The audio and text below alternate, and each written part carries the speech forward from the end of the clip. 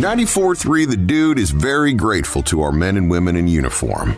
We're proud to recognize local members of our military by turning the spotlight on them right now in our Soldier Salute. I'm your host, Sergeant First Class Retired Don Sorensen, and on today's Soldier Salute, I've got United States Army Captain Brandon Doble and his family. Brandon, welcome to the Soldier Salute. Introduce me to your family.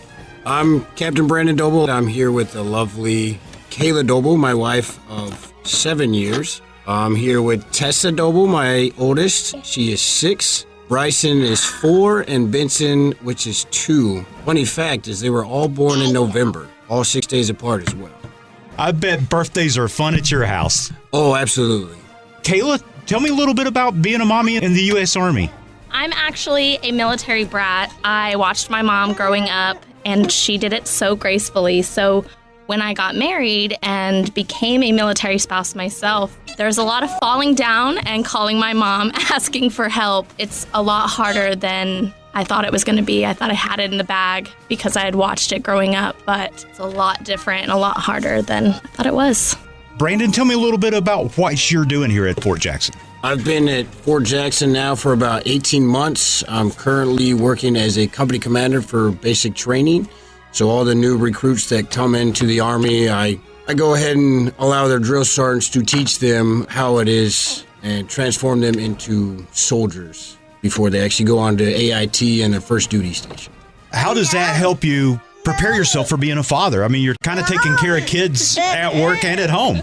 Oh, absolutely. Yeah, it's actually pretty challenging. All the people coming in, I say new, anywhere between 18 and 35, but I kind of treat them as children because before they even get into the Army, it's literally teach them from the basics how to be a soldier, and it's kind of ties into how you want to raise your kids is you want them to do the right things, so you teach them at a younger age. Therefore, when they get older, they become gentlemen and ladies in the world. So it's kind of like being a soldier is you got to start from scratch and work your way up to a great soldier in the U.S. Army. Brandon and Kayla, April is Month of the Military Family. Not many people understand the trials that a military family faces. Tell me what it's like for you guys being a military family. It's very difficult at times. 90% of the time it's very rewarding. It comes down to the consistency of moving and the lack of home time. In this environment, I get about 2 to 3 hours a day with my kids, so I really have to capitalize on the weekends, and when I do get to spend time with them, not taking out my frustrations from work on them. So I got to come home and, take the Army hat off and automatically become a dad again. We've moved every 2 to 3 years. There was one assignment where we moved after just 1 year. It's hard for the kids to meet friends and get established at any state that we go to. It's not always bye. It's, hey, I'll see you later, because we may end up going back, or if they're a military family as well, they could be stationed where we are. We always got friends in almost every state that we go to. Caleb, Brandon bringing work home with him isn't quite the same as Joe Smo bringing his work home. How is that for you?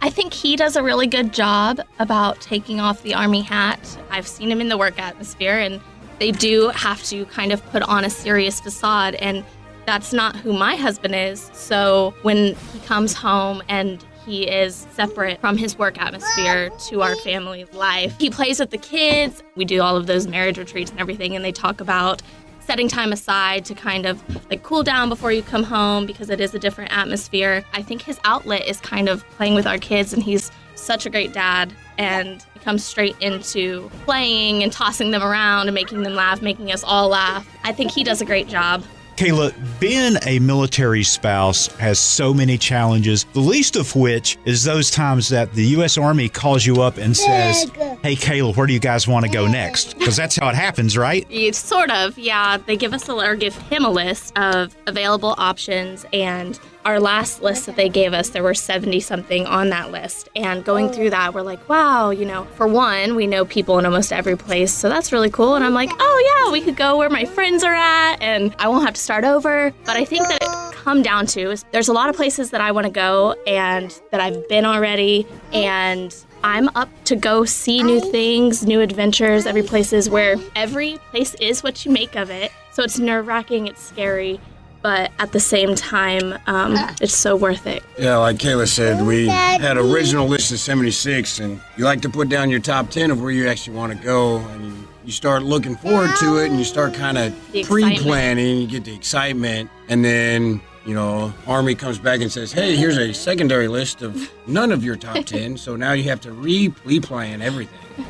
And then your list of 10 again comes down to just random job assignments, and then they come back and tell you, we're not going to use the second list, we're going to go back to the first list. So it's kind of hit or miss how Army actually selects, and I'm sure there's a system in place where it's better for our family where we go next, but it's kind of nerve-wracking, always sitting around waiting. You're like, come on, where are we going? And then it's, here you go, and then you're like, whoa, let me rethink everything. It's one of those things where you have one plan in your head, and then all of a sudden it switches, and then so you go from plan A to plan B to then C, D, E, F, G. Like, you never know. So just roll with the punches. Brandon, a lot of families are used to dad being able to be there for everything, but the Army doesn't always let you be there for everything for your kids, do they? Like Dawn said, it's very challenging to attend all the things that their kids go through, especially having 3 kids. You know, there's the oldest one has something going on, the second one's got karate lessons or anything that happens. It's really hard when you work from 5 or 6 in the morning to about 5 or 6 at night. So to get time away is extremely difficult. What I like to do is set priorities on really big events that are going on in my kids' lives. So I like to go to those no matter what. I just did a daddy-daughter dance with Tessa the other day, and she absolutely loved it, and I absolutely loved it. But there's always those things that come up, like late-night meetings or a deployment or a school that you have to go to or a class that the Army says you have to go to. You can't really get away from those things, and it definitely impacts the kids' lives. I saw it when I was a kid, and my wife saw it when she was a kid. We're both Air Force brats, so we both felt those impacts, and I'm going to try my best not to do that to my kids, but there's always those certain things that come up that we can't do it. But with technology nowadays, you always got the FaceTime if it works. So you're kind of there in spirit at all times, and I know the kids know you want to be there. As long as you kind of show that effort and you can FaceTime and text or some sort of communication with the kids, they're still going to know you're there, but it definitely impacts them not being there in person, and it affects us as parents as well, knowing that we want to support our kids but can't always be there 24/7. Kayla, we've heard from Brandon, and we know that he tries to be there for his kids as much as possible. But I think a military spouse, whether it be mom or dad, has to quite often pick up non-traditional roles. You've probably had to play plumber late at night sometimes. And yeah, a lot of the times the way that I describe it is sometimes I feel like a single parent because I don't know when he's going to leave. Some nights he comes home super late and I have to put all 3 of them to bed. He'll be leaving here soon for a minimum of 2 months, and I'll play the role of mom and dad for those 2 months. I wake them up, tell them that I love them, tell them that daddy loves them, help them write letters to him.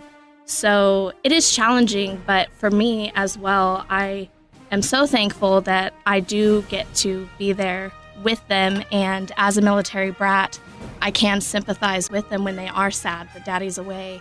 And we do this thing where at night, I tell them that they can, oh my goodness, sorry. I tell them that they can shout, I love you, and daddy can look at the moon and he can hear them.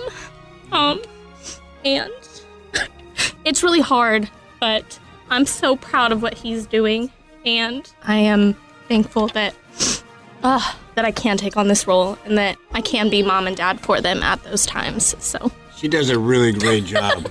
So just so you're aware, she's a really great job stepping in when I can't. And the kids are super loud. I can hear them at night.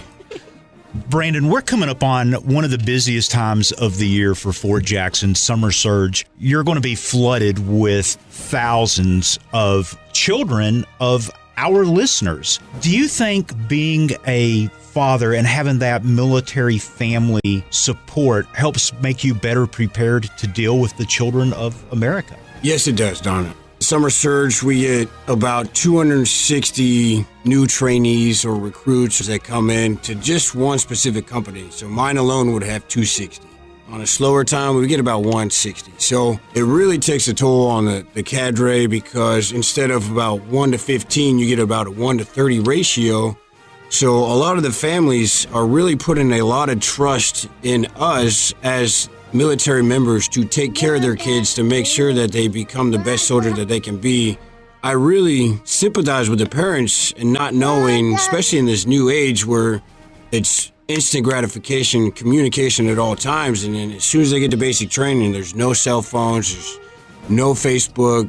So when the parents actually get an opportunity to talk with their kids, week 6, week 7, and get that phone call, they instantly tear up and is just so stunned and overwhelmed with emotions that they instantly thank us. As a company commander, we run a Facebook page for our company, and we post pictures of the family members' kids so they can somewhat intermittently see their kids and how they're progressing through their military training, as opposed to, hey, 10 weeks you're completely cut off and them not knowing anything. As a parent, I would want that for me, knowing that my kids are actually doing a lot better, and they get that sense of accomplishment for their kids, knowing that the best trained NCOs in the Army are taking care of their kids. Brandon and Kayla, there are a lot of young soldiers and young military families getting ready to leave Fort Jackson and go out into the real Army, as we call it, for the first time. What can they expect? Basic training at AIT, this is not the real Army. This is more stressful than you'll probably ever be in the real Army. So don't let those nerves get the best of you. Remember everything that you learned. That'll become muscle memory. And then AIT, how to actually do your job. When you get to that first duty station, just show up in the right time, in the right uniform. And when you get there, just be confident. The real Army is just looking for confident soldiers that can show up and do their job. That's really what they want. My first duty station was Fort Bragg, and I had no idea, the stigma of 82nd Land and Fort Bragg. You got to come there and you got to be high speed. So that's what I set my expectations to. It's hard, but when you get there, you understand that it's really not that bad. As long as you can do the right thing, do your job, it's a great experience. If you show up and don't remember anything, then they have to retrain you. That's when the stigma of, I'm going to do more push-ups and I'm going to do a lot of these things because you didn't take training serious. So as long as you show up and you can do your job, they typically leave you alone and they can give you more responsibilities, and that's what they really want. As a spouse, I would say that my situation was a little different because I was an Air Force brat. The moving was a norm for me. But for somebody that has not experienced that, leaving their families behind and their friends behind can be really challenging, and I've seen it. As a spouse, I would recommend that it's a whole new community, it's a whole new family. Just dive in and get involved in your FRGs, get involved in the spouses clubs, because the friendships that you build from that are amazing. It's going to be hard. It's not going to be easy, but it's so worth it. Thanks for joining us in our Soldier Salute, presented by Little Pig's Barbecue, serving Columbia since 1963 with that bodacious buffet, and by Lexington Guns and Shooting Range, veteran owned and operated.